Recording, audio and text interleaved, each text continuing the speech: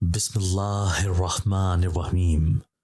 صحیح کہتے ہیں کچھ گناہوں کی سزا آپ کو اس دنیا میں ہی مل جاتی ہے، لیکن میرے گناہوں کی سزا میرے ساتھ ساتھ میرے خاندان کو بھی ملی، اور میں سوائے نظارہ کرنے کے اور کچھ نہ کر سکی۔ میرا نام ثانیہ ہے اور میری بیٹی کا نام وانیہ ہے۔ میں نے اپنی بیٹی کا نام اپنی بہن کے نام پر رکھا تھا۔ میری بہن کا نام بھی وانیہ تھا۔ وانیہ اور میں جڑواں بہنیں تھیں، لیکن پھر وہ مجھ سے بہت دور چلی گئی اور میں بس اسے یاد کر کے روتی رہ گئی۔ اور پھر جب میری بیٹی پیدا ہوئی تو میں نے اس کا نام وانیہ رکھ دیا۔ میری بیٹی لگتی بھی اسی کی طرح تھی اور میری طرح بھی لگتی تھی، کیونکہ میری اور وانیہ کی شکل ایک جیسی تھی۔ ہم دونوں ایک ساتھ ہی دنیا میں آئی تھیں، اور پھر میری آنکھوں کے سامنے ہی اس نے اس دنیا کو الوداع کہا تھا۔ میرے ابا ایک عامل تھے، ان کے پاس بہت سے موکل جن تھے اور وہ ان کے ذریعے لوگوں کے کام کیا کرتے تھے۔ میرے ابا ایک نیک عامل تھے جو لوگوں کی مدد بغیر کسی لالچ کے کیا کرتے تھے۔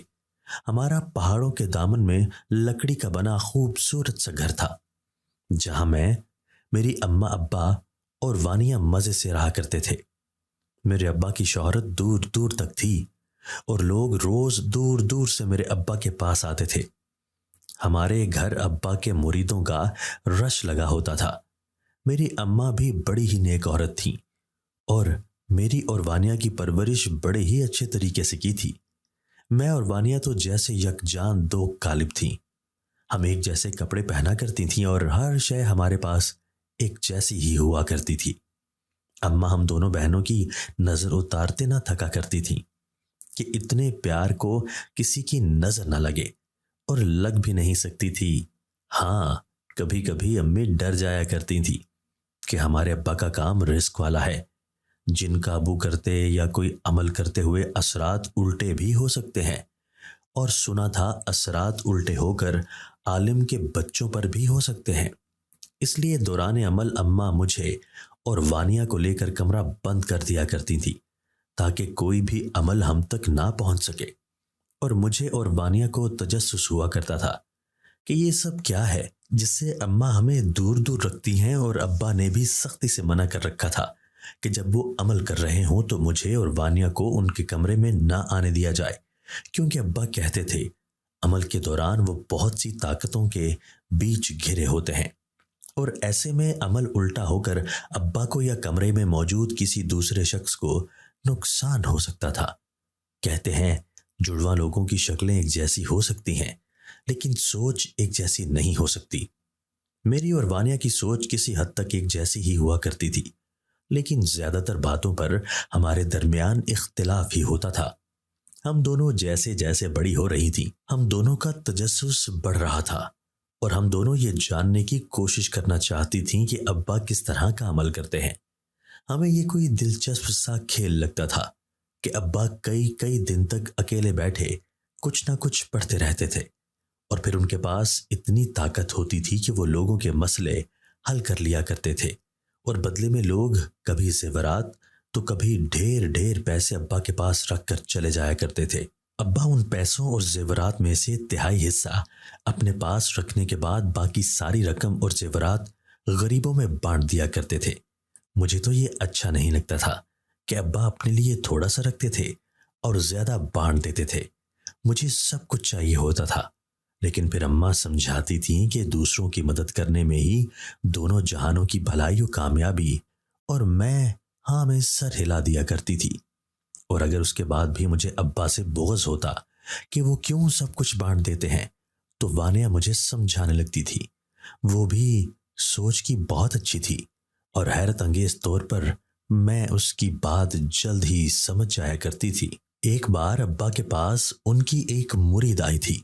وہ باقاعدہ ابا کے پاس اپنی بیٹی کے روحانی علاج کے لیے آیا کرتی تھی۔ اس کی بیٹی چھوٹی سی تھی جس کا نام مرجینہ تھا۔ مرجینہ کے ساتھ کچھ عجیب سے مسائل تھے جن کی وجہ سے وہ 6 سال کی عمر میں 100 سالہ بوڑھی جیسی باتیں کرتی تھی۔ اسے سب کچھ پتا ہوتا تھا اور وہ عجیب سا ہنسا بھی کرتی تھی۔ مجھے اس کی ہنسی سے بہت خوف آتا تھا۔ ابا جب کچھ پڑھ کر اس پر پھونکتے تو وہ شانت ہو جایا کرتی تھی۔ مرجینا کی ماں اس کے لیے بہت پریشان رہا کرتی تھی اور چاہتی تھی اس کی بیٹی جلد سے جلد ٹھیک ہو جائے، لیکن اس کی حالت سنبھلنے کی جگہ بگڑتی ہی چلی جا رہی تھی، اور سب حیران تھے کہ میرے ابا جیسا پہنچا ہوا عالم بھی مرجینا کو ٹھیک نہیں کر پا رہا تھا۔ ابا پچھلے کوئی 2 ماہ سے اس کا علاج کر رہے تھے، لیکن سب بے سود تھا، اور عام روٹین میں ابا صرف 2 منٹ اور 2 گھنٹوں میں علاج مکمل کر لیا کرتے تھے۔ ابا کو لگنے لگا کہ شاید ان کا عمل کمزور ہو گیا ہے، اسی لیے ان کے موکل ان کی بات نہیں مان رہے۔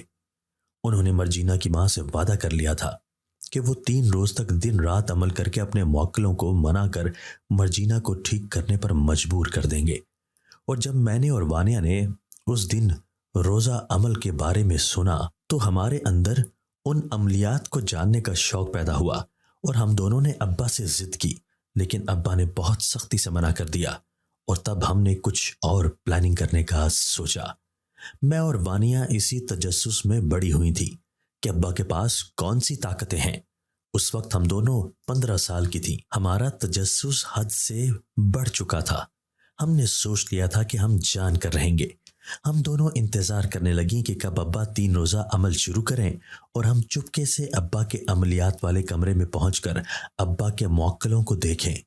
جس دن ابا عمل کے لیے بیٹھ رہے تھے، انہوں نے اماں کو سختی سے ہدایت کرتے ہوئے کہا تھا، بیگم، لڑکیوں پر دھیان دینا، یہ میری بیٹیاں ہیں، اور میں جانتا ہوں انہیں میرا کام جاننے کا کتنا تجسس ہے، لیکن عمر کے جس دائرے میں یہ ہیں وہاں تجسس مہنگا پڑتا ہے۔ میں وقت آنے پر اپنے عملیات انہی دونوں کو سونپوں گا، مگر ابھی تم ان دونوں کو میرے عملیات کے کمرے سے دور رکھنا۔ عمل کے پہلے 2 روز تو آسان رہیں گے، لیکن تیسرا روز بہت دشوار اور تکلیف دہ ہوگا۔ اس دوران میرا دھیان کسی صورت نہیں بٹنا چاہیے، یہ یاد رکھنا، ورنہ میری اور مرجینا کے لیے خطرناک ہو جائے گا۔ میں اور وانیہ پردے کے پیچھے چھپ کر اماں ابا کی باتیں سن رہی تھی، اور یہ سب سن کر میرا تجسس اور زیادہ بڑھ گیا تھا، لیکن وانیہ ڈر گئی تھی۔ ابا نے جب عمل کا پہلا روز شروع کیا تو میں نے وانیہ سے کہا کہ ہم رات میں ابا کے کمرے میں چلیں گے، لیکن وانیہ نے انکار کر دیا تھا۔ وہ ایک تو ڈر گئی تھی، دوسرا وہ فرما بردار بھی بہت تھی۔ ابا نے کہہ دیا تھا ان کے کمرے میں نہیں آنا، تو وانیہ نے مان لیا تھا کہ ان کے کمرے میں نہیں جانا۔ میں نے وانیہ کو منانے کی بہت کوشش کی، لیکن وہ نہ مانی، اور پھر اماں بھی ہمارے پہرے پر بیٹھ گئی تھی، اور مجھ پر تو زیادہ نظر رکھی ہوئی تھی، کیونکہ الٹے سارے کام بقول اماں کے مجھ سے ہی نکلتے تھے، اور وانیہ معصوم سی تھی۔ ایک تو وانیہ نہیں مان رہی تھی، اور دوسرا اماں ایک پل کو بھی نہیں سوتی تھیں کہ ہم دونوں ابا کا عمل خراب کرنے نہ پہنچ جائیں۔ پہلا دن بھی ایسے ہی گزرا، اور پھر دوسرا دن، اور دوسری رات بھی ویسے ہی گزر گئی، لیکن تیسری رات میں نے ایک اسٹرانگ منصوبہ بنایا۔ رات کے کھانے کے بعد ہمارے گھر میں چائے کا دور چلتا تھا، اور وہ چائے بنانے کی ذمہ داری میری تھی۔ میں نے چائے بنانے کے بعد اماں کی پیالی میں نیند کی 2 گولیاں ملا دیں، اور وہ چائے اماں کو پیش کر دی۔ اماں چائے پینے کے 10 منٹ بعد ہی نیند کی آغوش میں چلی گئی تھی۔ اماں کو سوتا دیکھ کر وانیہ ڈر گئی تھی، لیکن پھر میں نے اسے اپنا منصوبہ بتایا کہ وہ تھوڑی مطمئن ہوئی کہ اماں ٹھیک ہیں، لیکن وہ اب بھی میرے ساتھ جانے کو تیار نہیں تھی۔ میں کچھ دیر تک اسے مناتی رہی، اور پھر زبردستی اس کا ہاتھ پکڑ کر اسے اپنے ساتھ لے آئی تھی۔ جانے کو میں اکیلی بھی جا سکتی تھی، لیکن آج تک کوئی بھی کام میں نے اکیلے نہیں کیا تھا۔ وہ ہر کام میں میری پارٹنر تھی، تو اس کام میں بھی اسے میرے ساتھ شریک ہونا ہی چاہیے تھا۔ ابا کا عملیات والا کمرہ زمین کے اندر بنا ہوا تھا، جہاں لکڑی کی سیڑھیوں کے ذریعے جایا جاتا تھا۔ ہم دونوں نیچے اتری تو ہر طرف اندھیرا تھا۔ مجھے اور وانیہ کو اماں نے گھر کے اس حصے میں کبھی بھی نہیں آنے دیا تھا، اس لیے گھر کا وہ حصہ ہمارے لیے اجنبیت لیے ہوئے تھا۔ اندھیرا بھی اتنا تھا کہ ہمیں کچھ سمجھ نہیں آ رہی تھی کہ ہم کہاں اور کس طرف جائیں۔ ایک طرف دیوار میں لالٹین رکھی ہوئی تھی جو ہلکی ہلکی جل رہی تھی۔ میں نے فوراً سے لالٹین پکڑی اور اسے پورا جلا دیا، جس سے گھر کا وہ حصہ روشن ہو گیا۔ اور ہمیں راستہ نظر آ گیا تھا جو ایک سمت ایک بند کمرے کی طرف جاتا تھا۔ ہم دونوں کمرے کے پاس پہنچی تو اندر سے کھٹ پٹ کی آوازیں آ رہی تھی۔ یقیناً یہ ابا کا عملیات والا کمرہ ہی تھا۔ وانیہ نے میرا ہاتھ پکڑ لیا اور منت بھرے لہجے میں ڈرتے ہوئے واپس جانے کا کہا تھا، لیکن میں اتنے قریب آ کر واپس نہیں جا سکتی تھی، اس لیے میں نے وانیہ کو انکار کر دیا اور ڈانٹ کر چپ چاپ ساتھ چلنے کا کہا۔ وہ ڈرتے ڈرتے میرے ساتھ چل پڑی تھی۔ میں نے آہستہ سے دروازہ کھولا اور ہم دونوں اندر داخل ہو گئیں۔ سامنے ہی ابا آلتی پالتی مارے آنکھیں بند کیے بیٹھے گہرے گیان میں کھوئے ہوئے تھے، اتنے گہرے گیان میں کہ شاید انہیں ہمارے آنے کی بھی خبر نہیں ہوئی تھی۔ میں اور وانیہ چپ چاپ جا کر ایک طرف کونے میں کھڑی ہو گئیں۔ وانیہ کانپ رہی تھی جبکہ میں کمرے کا جائزہ لے رہی تھی۔ کمرے میں ہر طرف کتابیں اور تعویذی چارٹ تھے اور ایک طرف زیورات اور رقم کی کچھ پوٹلیاں پڑی ہوئی تھیں۔ میں ان پوٹلیوں کی طرف بڑھی اور قریب پڑے ایک بیگ میں زیورات اور پیسے ڈالنے لگی۔ اچانک سے میرے کانوں میں ایک چیخ گونجی تھی اور میں نے دیکھا کہ وانیہ کا پیر پھسلا تھا اور وہ کمرے میں پیچھے کو جانے کس کام کے لیے بنائی ہوئی گہری کھائی میں جا گری تھی۔ ابا نے یہ کھائی زمین کے اندر جس بھی کام کے لیے بنائی ہو، لیکن وہ کھائی ان کی بیٹی کو ہی کھا گئی تھی۔ وانیہ کی چیخ سن کر ابا کا دھیان بھی بڑھ چکا تھا اور وہ آنکھیں کھول چکے تھے۔ میں وانیہ کو یوں گرتا دیکھ کر کام گئی تھی اور پھر وانیہ کا نام چلاتے ہوئے نیچے اتری تھی، لیکن پھر جو میں نے دیکھا وہ دیکھ کر میری چیخیں نکل گئی تھی۔ وانیہ کا سر کسی ٹھوس چیز سے لگا تھا اور خون کی ندیاں بہہ چکی تھی۔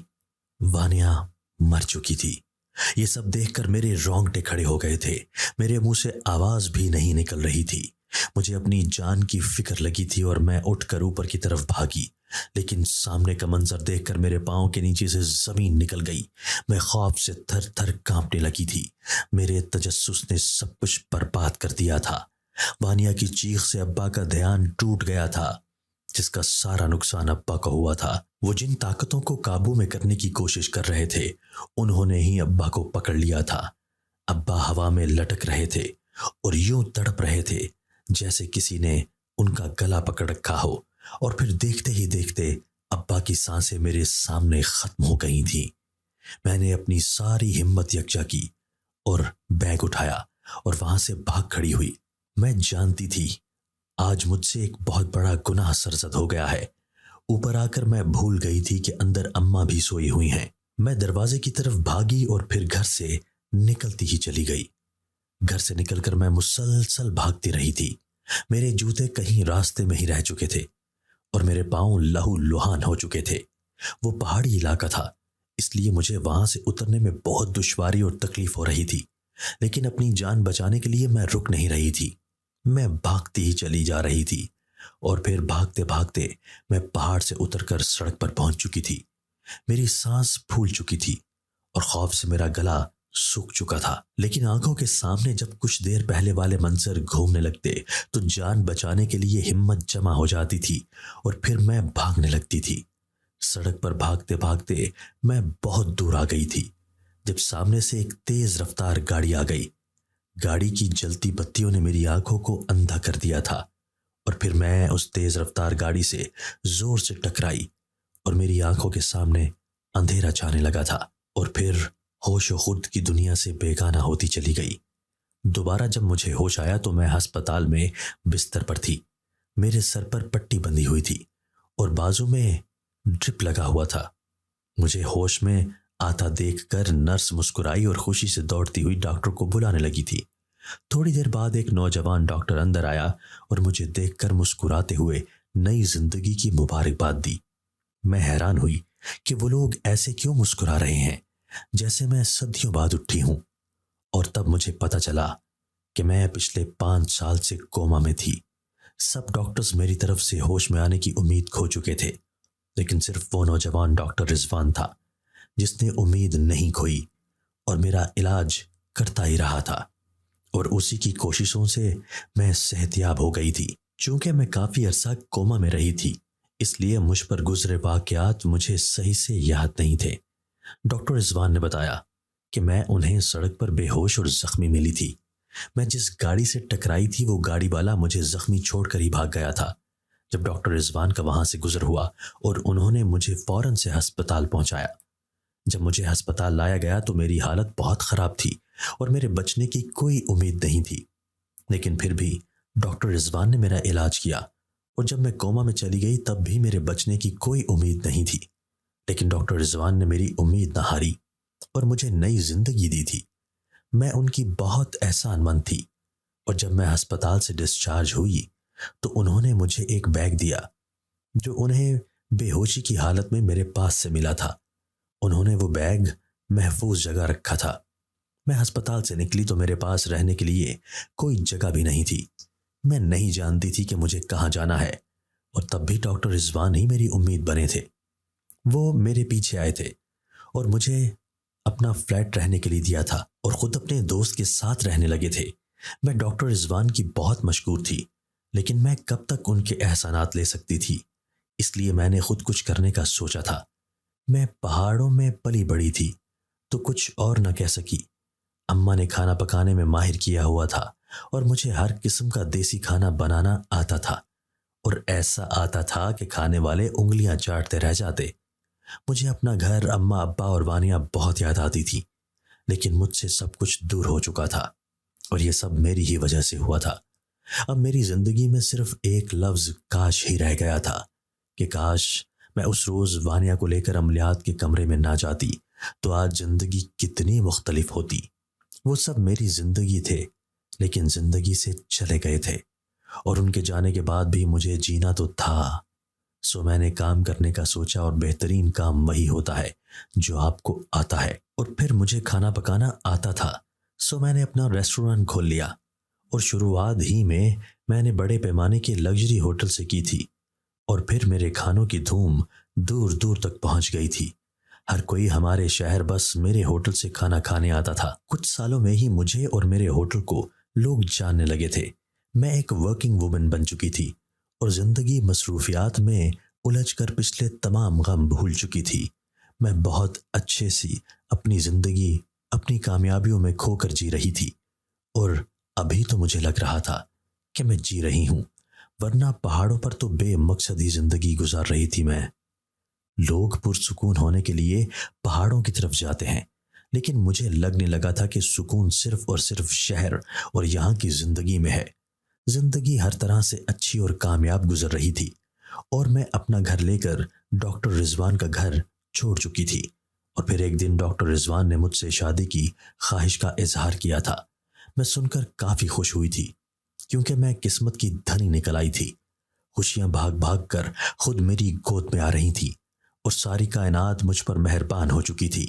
میں نے مروتاً سوچنے کے لیے وقت مانگا، ورنہ میرا دل تو اسی وقت اقرار کر لینا چاہتا تھا، اور پھر اگلے ہی دن میں نے رضوان سے شادی کے لیے ہاں کہہ دی۔ جتنا خیال اس نے میرا رکھا تھا، جتنا ساتھ اس نے میرا دیا تھا، شاید ہی کوئی اور دے سکتا تھا، اور شاید ہی کوئی اس جیسا مجھے مل سکتا تھا۔ وہ ہر لحاظ سے اچھا تھا، اور اگر وہ میرا جیون ساتھی بن جاتا تو میری زندگی خوشیوں سے بھر جاتی۔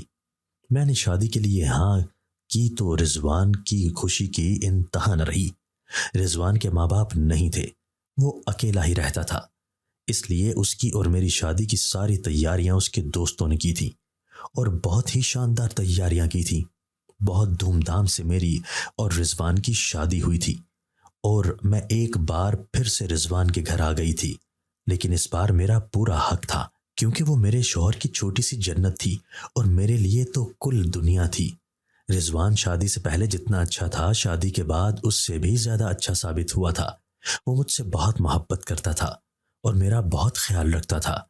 اپنے کام میں سے وہ وقت نکال کر میرے ہوٹل کے لیے بھی کام کرتا تھا، تاکہ میں زیادہ سے زیادہ کامیابیاں سمیٹوں۔ رضوان میری کسی بھی بڑی نیکی کا اجر تھا۔ اتنا اچھا انسان خوش نصیب لوگوں کو ہی ملا کرتا ہے، اور میں خود کو خوش قسمت ہی سمجھتی تھی۔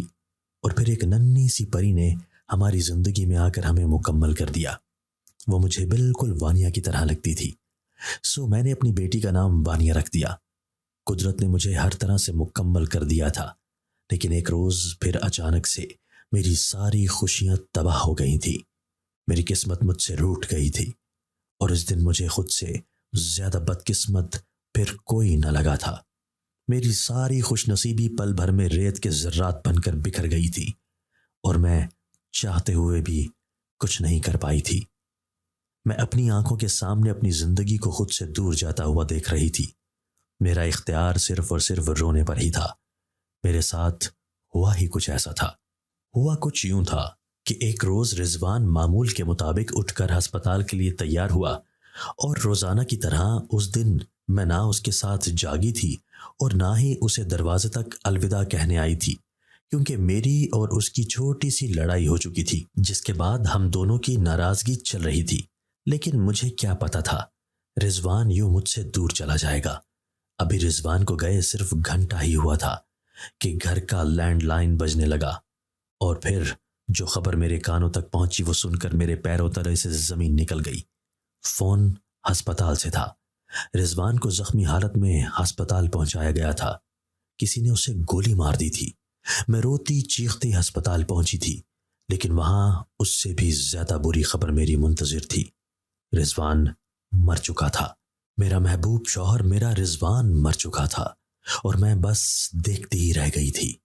میں وہیں غشی کھا کر گر گئی، اور پھر مجھے جب ہوش آیا تو تب تک رضوان کے دوست رضوان کی تدفین کر چکے تھے۔ میں ان سے بھی بہت لڑی تھی کہ میرے شوہر کا آخری دیدار بھی مجھ سے رہ گیا تھا۔ رضوان کے دوست رضوان کے قاتل کو تلاش کر رہے تھے، لیکن کچھ پتہ نہ چلا، اور پھر معاملہ رفع دفع ہو گیا۔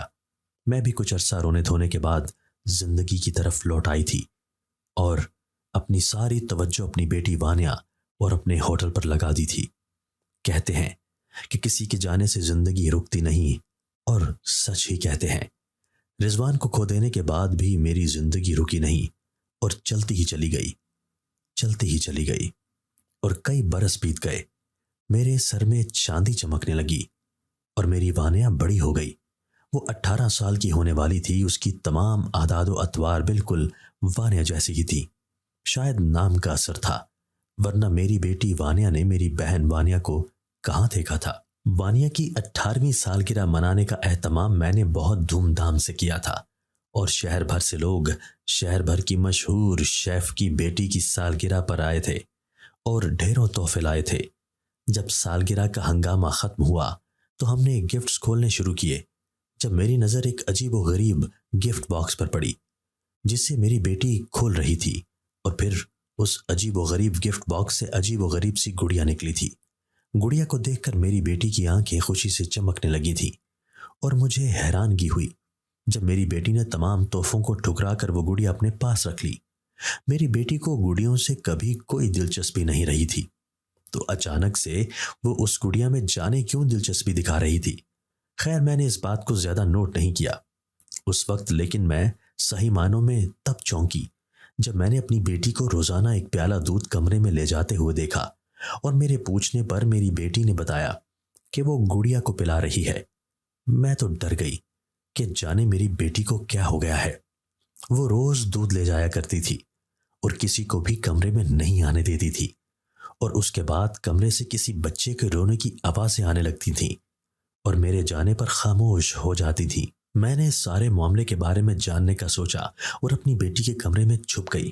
جب وہ اپنی گڑیا کے لیے دودھ لانے کچن میں گئی تھی، اور جب وہ واپس آئی تو یہ دیکھ کر میرے پیروں تلے سے زمین کھسک گئی کہ میری بیٹی کی آواز عجیب و غریب ہو چکی ہے، اور اس کی آنکھوں کے گرد ہلکے پڑ چکے ہیں، اور بال چہرے پر آ چکے تھے۔